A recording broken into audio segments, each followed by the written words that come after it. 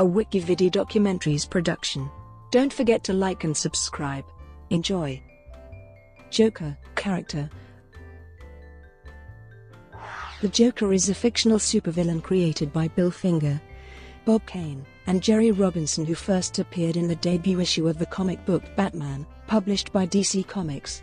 Credit for the Joker's creation is disputed. Kane and Robinson claimed responsibility for the Joker's design, while acknowledging Finger's writing contribution. Although the Joker was planned to be killed off during his initial appearance, he was spared by editorial intervention, allowing the character to endure as the archenemy of the superhero Batman. In his comic book appearances, the Joker is portrayed as a criminal mastermind. Introduced as a psychopath with a warped, sadistic sense of humor, the character became a goofy prankster in the late 1950s in response to regulation by the Comics Code Authority, before returning to his darker roots during the early 1970s.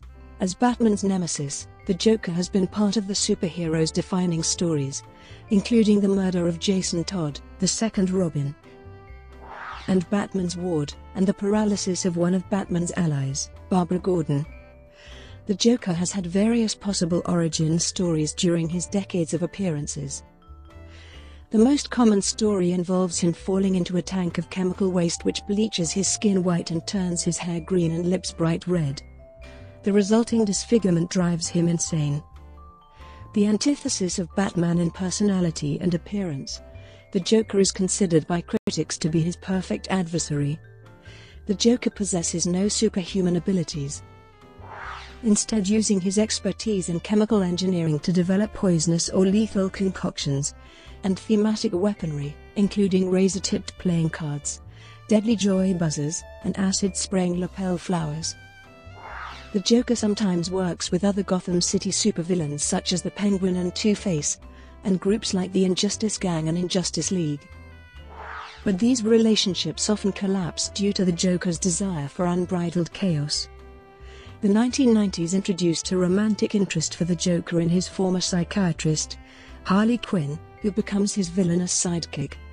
Although his primary obsession is Batman, the Joker has also fought other heroes including Superman and Wonder Woman, one of the most iconic characters in popular culture. The Joker has been listed among the greatest comic book villains and fictional characters ever created. The character's popularity has seen him appear on a variety of merchandise, such as clothing and collectible items, inspire real-world structures, and be referenced in a number of media.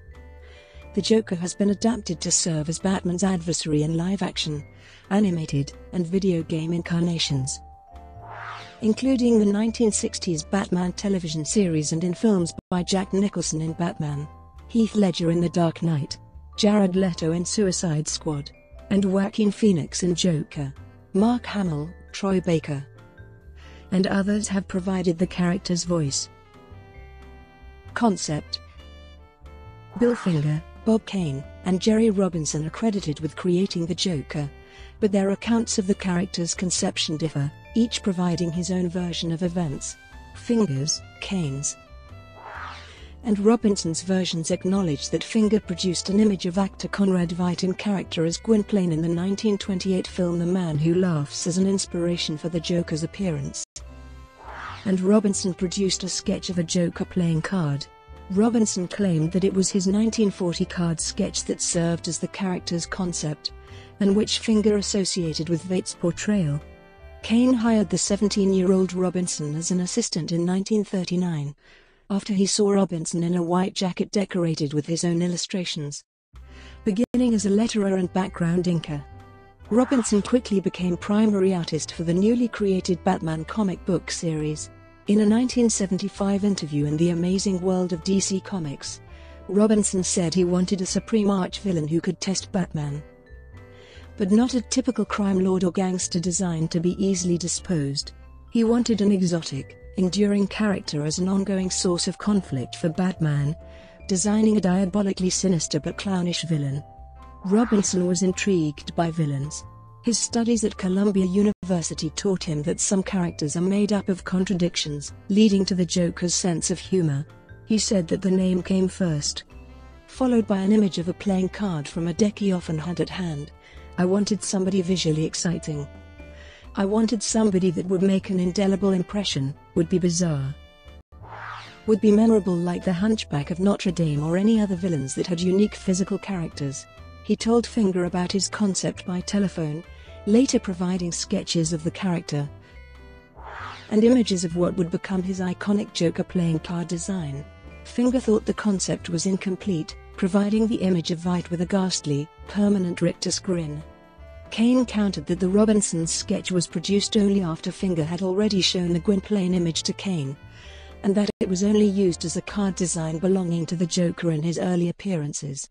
Finger said that he was also inspired by an image in Steeplechase Park at Coney Island that resembled a Joker's head, which he sketched and later shared with future editorial director Carmine Infantino.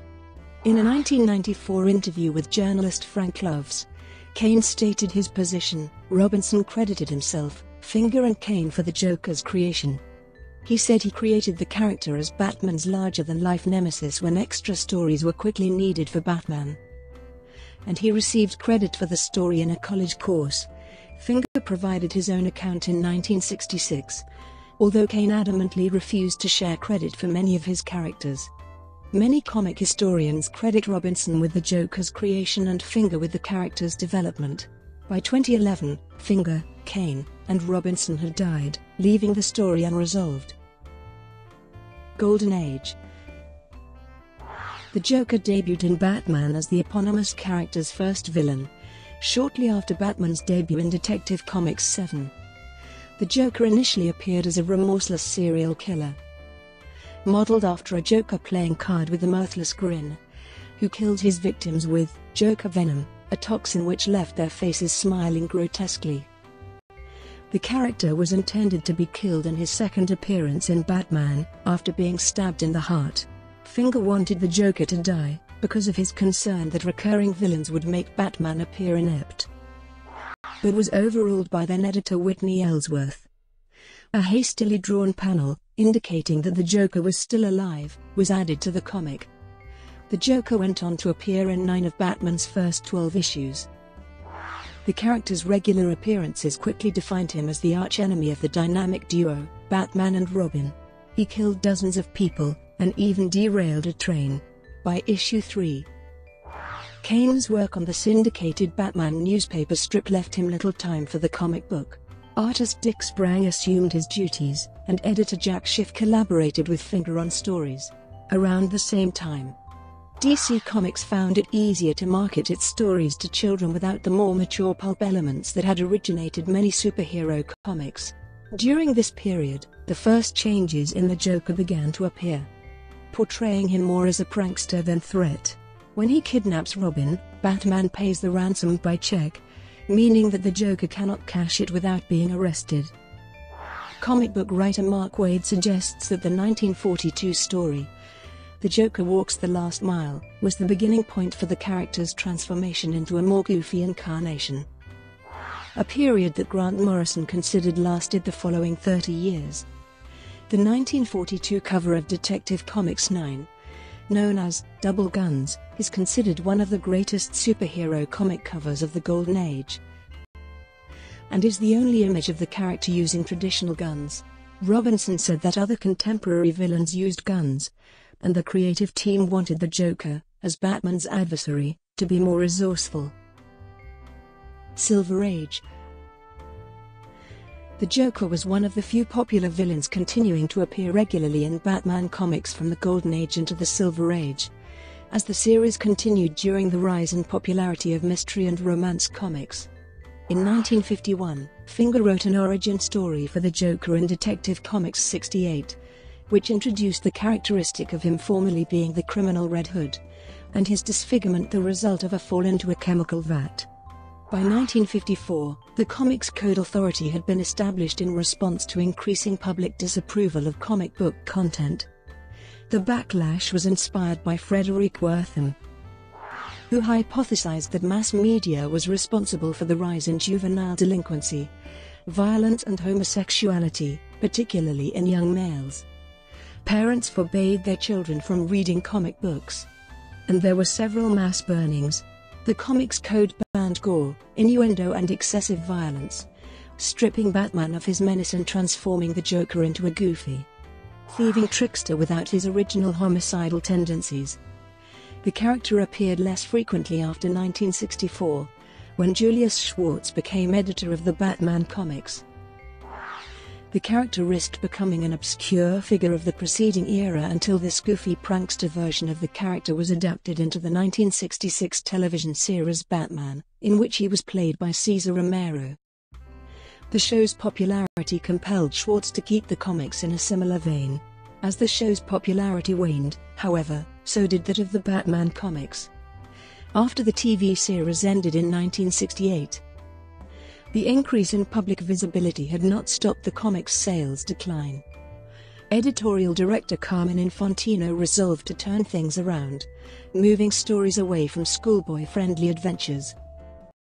The Silver Age introduced several of the Joker's defining character traits: lethal joy buzzers, acid-squirting flowers, trick guns, and goofy, elaborate crimes. Bronze Age. In 1973, after a 4-year disappearance, the Joker was revived by writer Dennis O'Neil and artist Neil Adams. Beginning with Batman 51's The Joker's Five-Way Revenge, the character returns to his roots as an impulsive, homicidal maniac who matches wits with Batman. This story began a trend in which the Joker was used, sparingly, as a central character. O'Neil said his idea was simply to take it back to where it started. I went to the DC library and read some of the early stories. I tried to get a sense of what Kane and Finger were after. O'Neill's 1973 run introduced the idea of the Joker being legally insane, to explain why the character is sent to Arkham Asylum instead of to prison. Adams modified the Joker's appearance, changing his more average figure by extending his jaw and making him taller and leaner. DC Comics was a hotbed of experimentation during the 1970s, and in 1975 the character became the first villain to feature as the title character in a comic book series, The Joker. The series followed the character's interactions with other supervillains, and the first issue was written by O'Neil. Stories balanced between emphasizing the Joker's criminality and making him a likable protagonist whom readers could support. Although he murdered thugs and civilians, he never fought Batman. This made The Joker a series in which the character's villainy prevailed over rival villains, instead of a struggle between good and evil. Because the Comics Code Authority mandated punishment for villains, each issue ended with the Joker being apprehended, limiting the scope of each story. The series never found an audience, and the Joker was cancelled after 9 issues. The complete series became difficult to obtain over time, often commanding high prices from collectors. In 2013, DC Comics reissued the series as a graphic novel. When Jeanette Kahn became DC editor in 1976, she redeveloped the company's struggling titles. During her tenure, the Joker would become one of DC's most popular characters. While O'Neil and Adams' work was critically acclaimed, writer Steve Englehart and penciler Marshall Rogers' 8-issue run in Detective Comics 71-476 defined the Joker for decades to come, with stories emphasizing the character's insanity. In The Laughing Fish, the Joker disfigures fish with a rictus grin resembling his own, and is unable to understand that copyrighting a natural resource is legally impossible. Englehart and Rogers' work on the series influenced the 1989 film Batman, and was adapted for 1992's Batman, the animated series. Rogers expanded on Adams' character design, drawing the Joker with a fedora and trench coat. Englehart outlined how he understood the character by saying that the Joker was this very crazy, scary character. I really wanted to get back to the idea of Batman fighting insane murderers at 3 a.m. under the full moon. As the clouds scuttled by. Modern Age. Years after the end of the 1966 television series, sales of Batman continued to fall and the title was nearly cancelled. Although the 1970s restored the Joker as an insane, lethal foe of Batman, it was during the 1980s that the Batman series started to turn around and the Joker came into his own as part of the Dark Age of comics, mature tales of death and destruction. The shift was derided for moving away from tamer superheroes, but comic audiences were no longer primarily children.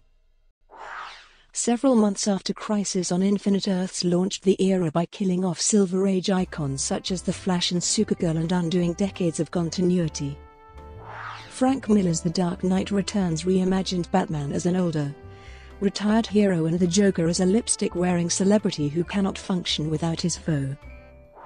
The late 1980s saw the Joker exert a significant impact on Batman and his supporting cast. In the 1988-89 story arc, A Death in the Family, the Joker murders Batman's sidekick. Todd was unpopular with fans. Rather than modify his character, DC opted to let them vote for his fate, and a 72-vote plurality had the Joker beat Todd to death with a crowbar. This story altered the Batman universe. Instead of killing anonymous bystanders, the Joker murdered a core character in the Batman fiction. This had a lasting effect on future stories. Written at the height of tensions between the United States and Iran, the story's conclusion had Iranian leader Ayatollah Khomeini appoint the Joker his country's ambassador to the United Nations. Alan Moore and Brian Bolland's 1988 graphic novel The Killing Joke expands on the Joker's origins, describing the character as a failed comedian who adopts the identity of Red Hood to support his pregnant wife. Unlike The Dark Knight Returns, The Killing Joke takes place in mainstream continuity. The novel is described by critics as one of the greatest Joker stories ever written, influencing later comic stories and films such as 1989's Batman and 2008's The Dark Knight. Grant Morrison's 1989 Arkham Asylum, A Serious House on Serious Earth explores the psychoses of Batman, the Joker and other rogues in the eponymous facility. The 1992 animated series introduced the Joker's female sidekick, Harley Quinn, a psychiatrist who falls for and ends up in an abusive relationship with the Joker, becoming his supervillain accomplice. The character was popular and was adapted into the comics as the Joker's romantic interest in 1999. In the same year, Alan Grant and Norm Breyfogel's comic book Anarchy concluded with the revelation that the titular character was the Joker's son. Breyfogle conceived the idea as a means to expand on Anarchy's characterization, but O'Neill was opposed to it, and only allowed it to be written under protest, and with a promise that the revelation would eventually be revealed incorrect. However, the Anarchy series was cancelled before the rebuttal could be published. The Joker's first major storyline in the New 52, DC Comics 2011 reboot of story continuity, was 2012's Death of the Family, by writer Scott Snyder and artist Greg Capullo. The story arc explores the symbiotic relationship between Joker and Batman, and sees the villain shatter the trust between Batman and his adopted family. Capullo's Joker design replaced his traditional outfit with a utilitarian, messy, and disheveled appearance to convey that the character was on a mission. His face was reattached with belts, wires, and hooks, and he was outfitted with mechanics overalls. The Joker's face was restored in Snyder's and Capullo's Endgame, the concluding Chapter 2, Death of the Family. Character biography. The Joker has undergone many revisions since his 1940 debut. The most common interpretation of the character is that he is disguised as the criminal Red Hood, and pursued by Batman. The Joker falls into a vat of chemicals which bleaches his skin, colors his hair green and his lips red, and drives him insane. The reasons why the Joker was disguised as the Red Hood and his identity before his transformation have changed over time. The character was introduced in Batman, in which he announces that he will kill 3 of Gotham's prominent citizens. Although the police protect Claridge, the Joker had poisoned him before making his announcement, and Claridge dies with a ghastly grin on his face. Batman eventually defeats him, sending him to prison. The Joker commits whimsical, brutal crimes for reasons that, in Batman's words, make sense to him alone. Detective Comics 68 introduced the Joker's first origin story as Red Hood, a criminal who, during his final heist, vanishes after leaping into a vat of chemicals to escape Batman. His resulting disfigurement led him to adopt the name Joker, from the playing card figure he came to resemble. The Joker's Silver Age transformation into a figure of fun was established in 1952's The Joker's Millions. In this story, the Joker is obsessed with maintaining his illusion of wealth and celebrity as a criminal folk hero. Afraid to let Gotham's citizens know that he is penniless and was tricked out of his fortune. The 1970s redefined the character as a homicidal psychopath. The Joker's five-way revenge has the Joker taking violent revenge on the former gang members who betrayed him. In The Laughing Fish, the character chemically adds his face to Gotham's fish, killing bureaucrats who stand in his way. Batman, the Killing Joke, built on the Joker's 1951 origin story, portraying him as a failed comedian pressured into committing crime as the Red Hood to support his pregnant wife. Batman's interference causes him to leap into a chemical vat, which disfigures him. This, combined with the trauma of his wife's earlier accidental death, causes him to go insane and become the Joker. However, the Joker says that this story may not be true, as he prefers his past to be multiple choice. In this graphic novel, the Joker shoots and paralyzes Barbara Gordon and tortures her father, Commissioner James Gordon, to prove that it only takes one bad day to drive a normal man insane. After Batman rescues Gordon and subdues the Joker, he offers to rehabilitate his old foe and end their rivalry. Although the Joker refuses, he shows his appreciation by sharing a joke with Batman. Following the character's maiming of Barbara, she became a more important character in the DC universe. Oracle, a data gatherer and superhero informant, who has her revenge in Birds of Prey by shattering the Joker's teeth and destroying his smile. In the 1988 story, A Death in the Family, the Joker beats Jason Todd with a crowbar and leaves him to die in an explosion. Todd's death haunts Batman, and for the first time he considers killing the Joker. The Joker temporarily escapes justice when Ayatollah Ruhollah Khomeini appoints him the Iranian ambassador to the United Nations, giving him diplomatic immunity. However, when he tries to poison the UN membership, he is defeated by Batman and Superman. In the 1999 No Man's Land storyline, the Joker murders Commissioner Gordon's second wife, Sarah, as she shields a group of infants. He taunts Gordon, who shoots him in the kneecap. The Joker, lamenting that he may never walk again, collapses with laughter when he realizes that the Commissioner has avenged Barbara's paralysis. This story also introduced the Joker's girlfriend, Harley Quinn. The 2000s began with the crossover story, Emperor Joker, in which the Joker steals Mr. Mxyzptlk's reality-altering power and remakes the universe in his image. When the supervillain then tries to destroy the universe, his reluctance to eliminate Batman makes him lose control, and Superman defeats him. Broken by his experience, Batman's experiences of death are transferred to Superman by the Spectre so he can heal mentally. In Joker's Last Laugh, the doctors at Arkham Asylum convince the character that he is dying in an attempt to rehabilitate him. Instead, the Joker launches a final crime spree, believing that Robin has been killed in the chaos. Dick Grayson beats the Joker to death, and the villain succeeds in making a member of the Bat family break their rule against killing. In Under the Hood, a resurrected Todd tries to force Batman to avenge his death by killing the Joker. Batman refuses, arguing that if he allows himself to kill the Joker, he will not be able to stop killing other criminals.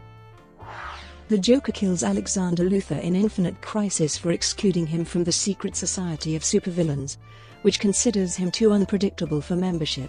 In Morrison's Batman and Son, a deranged police officer who impersonates Batman shoots the Joker in the face, scarring and disabling him. The supervillain returns in The Clown at Midnight as a cruel, enigmatic force who awakens and tries to kill Harley Quinn to prove to Batman that he has become more than human. In the 2008 story arc, Batman R.I.P. the Joker is recruited by the Black Glove to destroy Batman, but betrays the group, killing its members one by one. After Batman's apparent death in Final Crisis, Grayson investigates a series of murders.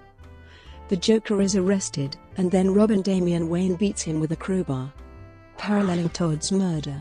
When the Joker escapes, he attacks the Black Glove, burying its leader Simon Hurt alive after the supervillain considers him a failure as an opponent. The Joker is then defeated by the recently returned Batman. In DC's New 52, a 2011 relaunch of its titles following Flashpoint, the Joker has his own face cut off. He disappears for a year, returning to launch an attack on Batman's extended family in Death of the Family, so he and Batman can be the best hero and villain they can be.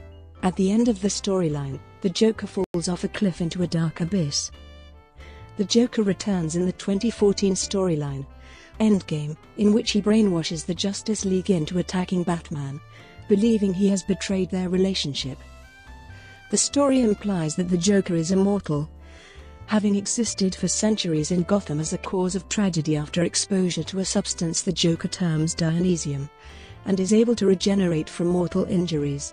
Endgame restores the Joker's face, and also reveals that he knows Batman's secret identity. The story ends with the apparent deaths of Batman and the Joker at each other's hands. Brought to you by WikiVidi Documentaries. Would you like to know more?